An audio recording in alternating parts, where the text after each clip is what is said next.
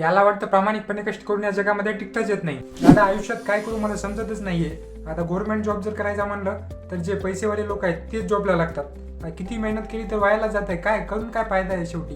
काय करावं आयुष्यात काहीच समजत नाहीये. किती स्वतःवरचा विश्वास, आत्मबळ असा विश्वास उडून जात आहे नेहमी. आज सुद्धा प्रामाणिक राहूनच हे जग जिंकता येतं. फक्त स्वतःशी प्रामाणिक असायला हवं. तसं काही नाही आहे रे. ॲक्च्युली काय होतं माहिती आहे का, ज्यांच्याकडे पैसा आहे तोच ती सीट विकत घेऊ शकतोय. आता तुला सांगायचं जर झालं तर मागच्या एक्झामचा कट ऑफ होता 80 आणि मला मार्क्स होते 79.90%. तर एवढे मार्क्स असून सुद्धा मी सिलेक्ट होऊ शकलो नाही. आणि माझ्या बाजूचाच मुलगा होता, त्याने पेपर लिहिला की नाही हे सुद्धा माहिती नाही मला.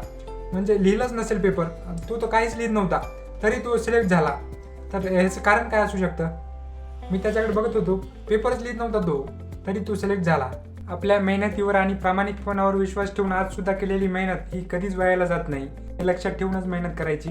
आणि प्रत्येक दिवस हा मेहनतीत जर गेला, जर 5 वर्ष मेहनत केली तर पुढले 50 वर्ष आपण आरामात जगू शकतो. हे लक्षात ठेवूनच आपण मेहनत करायला हवी. अरे दादा, तुला खरं जर सांगायचं झालं तर खूप असे मंडळी आहेत जे नेत्यांसोबत राहून सुद्धा सीट लॉक करू शकतायत.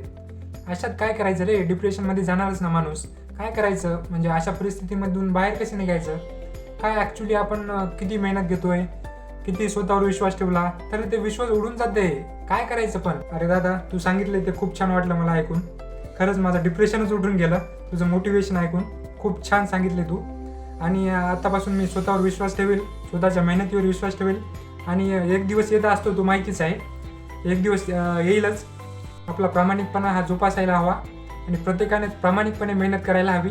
म्हणजे सक्सेस असं आपल्या पायाशी खेळत येईल, असं लोळत येईल. हे 100% आता कसं बोलला शहाण्यासारखा, असंच राहायला हवं कायम.